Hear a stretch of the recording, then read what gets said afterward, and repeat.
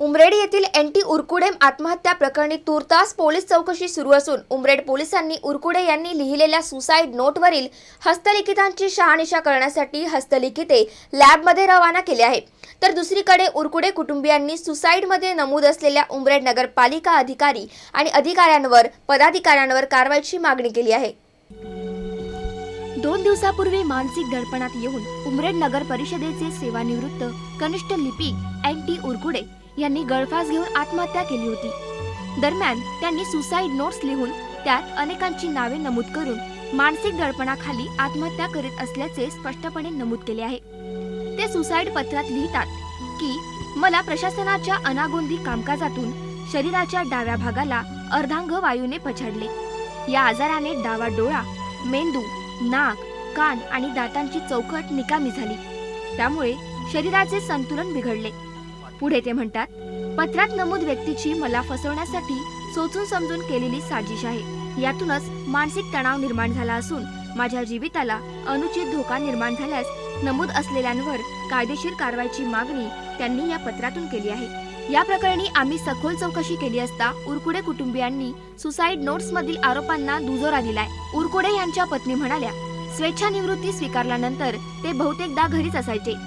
दरम्यान ते वारंवार सुसाईड नोट्स मध्ये नमूद असलेल्या व्यक्तींमुळे मानसिक तणाव निर्माण झाल्याने पालिकेतून आपण स्वेच्छानिवृत्ती स्वीकारल्याचे शेवटपर्यंत उच्चारण करीत राहिले, असे त्या म्हणाल्या। मी टेन्शन मध्ये राहायचे, नेहमी मला सांगायचे मला ऑफिसचं टेन्शन खूप आहे ऑफिसवाल्या लोकांचं, त्याच्यामुळे मी आता नोकरी सोडतो, नोकरी करू शकत नाही।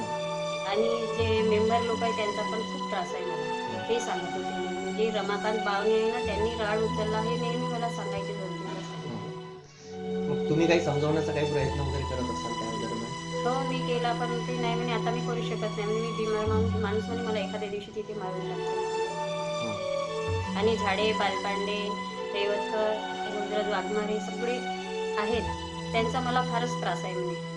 हे सगळे लोक या गोष्टीसाठी कारणीभूत आहेत असं म्हणताय का? हो। उरकुडे यांच्या घरी सत्यता जाणून घेण्यासाठी आमची टीम उरकुडे यांच्या घरी पोहोचली असता अत्यंत विहारक स्थिती निर्माण झाल्याचे निदर्शनास आले। तर उरकुडे यांचा मुलगा सचिन यांनीही हे आरोप लावून धरत दोषींवर योग्य ती आणि कायदेशीर कारवाईची मागणी केली आहे। दरम्यान सचिनने त्यांच्या वडिलांना मानसिक तणाव नेमका कसा झाला हे देखील स्पष्ट केले। 1992 ला माझ्या वडिलांना रेकॉर्ड क्लर्क प्लस डिस्पॅचर ही जे पद होतं त्याची जागी रेकॉर्ड चेकर म्हणून हा पद निर्माण झाले होते। त्यावर पदोन्नती देण्यात आली। त्यामध्ये सर्व 38 नगरसेवकांच्या सह्या होत्या, त्यामध्ये गंगाधर रेवतकर हा एक व्यक्ती सुद्धा होता। आणि त्याच्या 1 महिन्यानंतरच माझ्या वडिलांना डिमोशन देण्यात आलं। याचं काय कारण? त्यावेळेस बहुतेक खांदाडे मॅडम अध्यक्ष होता आणि ठीक आहे, डिमोशन दिलं तर दिलं हो तुम्ही, पण त्याचा जो आपल्याला एक कारणे दाखवा नोटीस असतो तोही नाही दाखवला माझ्या वडिलांना की का बरं डिमोशन करण्यात आलं। यामागेही काही कारण असू शकते। तो एक मानसिक तणाव। 6 महिन्यापर्यंत आम्हाला कोणतेही वेतन किंवा कोणतीही रक्कम देण्यात आलेली नव्हती। मी आणि माझे वडील विजय कुमार सरनाईक हे मुख्याधिकारी असताना गेलो तिथे, त्यांच्यासोबत आम्ही भांडलो। त्यानंतर त्या संध्याकाळी त्यांनी प्रोव्हिजनल पेन्शन लागू केली। ही ॲक्च्युअल पेन्शन होती, प्रोव्हिजनल पेन्शन लागू केली व जे काही मिळणारे PF झाले, रिटायरमेंटचा पैसा झाला, सुट्ट्यांचे पैसे, हे काही आतापर्यंत मिळालेलं नाही आहे। आणि ती जी प्रोव्हिजनल पेन्शन आहे ती फक्त 12,000 मिळत होती। त्यामुळे घर कसं चालवायचं, त्याच्यातही आमचे लोन असल्यामुळे लोनमध्ये कटत होते, तेवढ्या पैशात घर चालणं मुश्किल होतं। तेही एक मानसिक टेन्शन होतं बाबांना।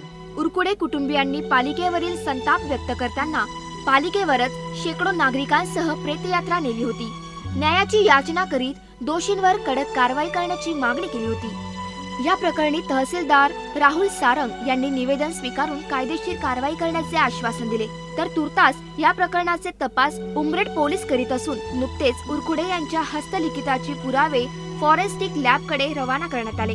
या अहवालाची सत्यता पुढे आल्यानंतर सदर प्रकरणाचा खुलासा होईल। कॅमेरा पर्सन करण ठाकूरसह नितीन शेगावकर, INBCN न्यूज नागपूर।